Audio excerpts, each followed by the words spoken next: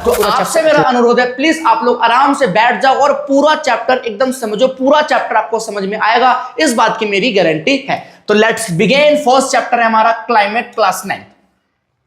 सबसे फर्स्ट चीज जो बेटा इस चैप्टर में हमें समझनी होती है वो होती है what is the difference between climate and weather. भैया जलवायु में और मौसम में क्या अंतर होता है, पहले हमें ये बताओ। तो जब भी हम वेदर की बात करते हैं बेटा, तो day to day atmospheric condition, किसी भी एक एरिया के अंदर डे टू डे कंडीशन जो चल रहा है, कभी गर्मी हो रही है, सर्दी पड़ रही है, ये क्या कहलाता है, वेदर। लेकिन वही क्लाइमेट जो है बेटा वो है average weather of a place over long period. किसी भी एक इलाके के अंदर जो मौसम बहुत लंबे टाइम से चल रहा है उसको हम बोलते हैं क्लाइमेट। जैसे आप कश्मीर का एग्जांपल लो, आप कश्मीर सुनते ही आपके मन में क्या आएगा, ठंड का महीना।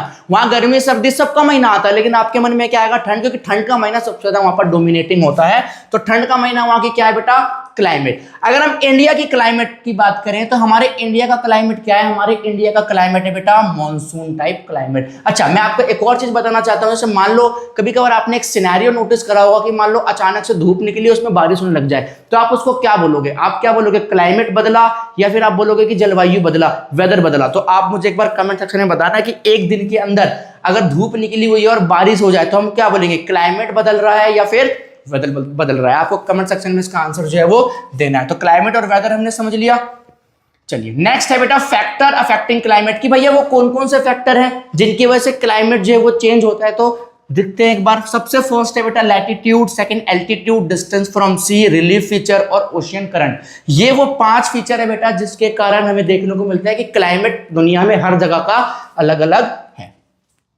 अगर आपको पूरी एक्सप्लेनेशन वाली वीडियो चाहिए तो आई बटन में मैं अटैच कर दूंगा। इस चैप्टर को मैंने पूरी एक्सप्लेनेशन के साथ पढ़ाया भी है। नेक्स्ट टॉपिक है हमारा बेटा इंडियन मॉनसून, जो कि इस चैप्टर का बहुत ही ज्यादा इंपॉर्टेंट टॉपिक है। इंडियन मॉनसून की बात करते हैं तो बेटा what is Indian monsoon, the seasonal reversal of wind. India के अंदर जो विंड्स आती हैं मॉनसून की, उन्हीं को हम बोलते हैं मॉनसून का महीना। South west monsoon bring rain. बेटा साउथ वेस्ट मॉनसून की बात अगर हम कर रहे हैं तो ये देखो, हमारे इंडिया के अंदर जो बादल आते हैं वो आते हैं साउथ से और वेस्ट डायरेक्शन से घुसते हैं इंडिया में, और पूरे भारत के अंदर बारिश जो है ये करना स्टार्ट कर देते हैं जून के महीने से ही। तो हम बोलते हैं कि इंडिया के अंदर मॉनसून जो है वो कहां से स्टार्ट होता है बेटा, साउथ वेस्ट पार्ट जो हमारे इंडिया का, वहां से बारिश होना स्टार्ट जो है बेटा वो होती है। अरेबियन सी और बे ऑफ बंगाल के अंदर जो पूरे साल बादल बनते हैं, बारिश वाले वाटर साइकिल आपने पढ़ा होगा, वो कहां से घुसना स्टार्ट करते हैं बेटा, साउथ वेस्ट से घुसते हैं इंडिया में, और पूरे इंडिया के अंदर बारिश जो है वो कर देते हैं। तो डायरेक्शन पता लग गई आपके मानसून की, कहां से होती है बेटा, साउथ वेस्ट से इंडिया में घुसते हैं। कहां से आता है इसका पानी,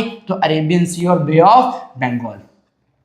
नेक्स्ट बात करते हैं बेटा सीजन्स ऑफ इंडिया की। भैया इंडिया में कितने टाइप के सीजन हमें देखने को मिलते हैं। सबसे फर्स्ट है बेटा कोल्ड वेदर सीजन, जिसको हम विंटर सीजन बोलते हैं। सेकंड है हॉट वेदर, जिसको हम समर बोलते हैं। एक होता है मॉनसून सीजन, जिसको हम रेनिंग सीजन बोलते हैं। सेकंड आता है बेटा रेनिंग सीजन। जब भी रेनिंग सीजन चले जाता है, मानसून का महीना आया, दबा के बारिश होगी, मानसून का महीना जब जाता है तो उस टाइम का जो पीरियड होता है वो भी एक महीना है, उसको हम बोलते हैं रिटायरिंग मानसून। कौन से महीने से लेकर कौन से महीने तक है बेटा, विंटर जनवरी से फरवरी, समर मार्च टू मई, मानसून जून से सितंबर, और पोस्ट मानसून बेटा अक्टूबर से दिसंबर। तो ये हमारे इंडिया के 4 सबसे ज्यादा डोमिनेटिंग सीजन्स हैं जो इंडिया को पूरे साल डोमिनेट करके रखते हैं। चलिए आगे बात करते हैं बेटा डिस्ट्रीब्यूशन ऑफ रेनफॉल कि इंडिया में किस कोने में कितना कितना बारिश जो है देखने को मिलता है।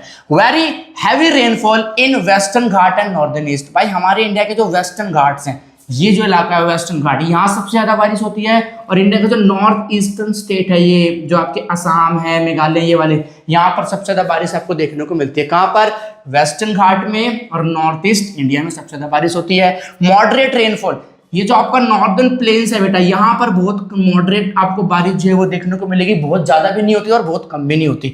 लो रेनफॉल की अगर बात करें, सबसे ज्यादा कम कहाँ होती है तो बेटा राजस्थान और लद्दाख वाला जो रीजन है, यहाँ पर सबसे कम बारिश जो है इंडिया में मानसून के टाइम पे हमें देखने को मिलती है। तो चैप्टर हमारा हो गया है फिनिश। भैया climate control agriculture and life. बेटा जिस जगह की जैसी क्लाइमेट होगी वहां पर वैसा एग्रीकल्चर होगा, उतना अच्छा एग्रीकल्चर होगा, और उस जगह की जो लाइफ है, एनिमल लाइफ बोलो, ह्यूमन इनहैबिटेंट्स बोलो, वो क्लाइमेट के हिसाब से चेंज होगी। आपने नेपाल के बंदे देखे होंगे, वहाँ का क्लाइमेट अलग है, तो वहाँ के लोग, जानवर, इंसान सब अलग दिखते हैं, हम भी अलग दिखते हैं। Monsoon is the most important factor. बेटा मॉनसून इंडिया में बहुत इंपॉर्टेंट फैक्टर है। मॉनसून की वजह से एग्रीकल्चर और सारे सेक्टर जो है हमारे इंडिया के बहुत अच्छे से काम कर पाते हैं। जिस साल मॉनसून नहीं आता उस साल इंडिया में क्रॉप फेलियर ऐसे प्रॉब्लम हमें देखने को मिलते हैं। India has a diverse climate condition. आपको पता है हमारे इंडिया में हर एक इलाके का क्लाइमेट एक जैसा नहीं नहीं है। राजस्थान जाओगे गर्म क्लाइमेट है, कश्मीर जाओगे वहाँ पर ठंडा क्लाइमेट है। तो हमारे इंडिया के हर स्टेट, हर एक इलाके में आपको अलग अलग क्लाइमेट देखने को मिलेंगे। तो हमने रैपिड रिवीजन की जो सीरीज थी वो ये खत्म कर ली है। चैप्टर हमारा क्लाइमेट बिल्कुल खत्म हो चुका है।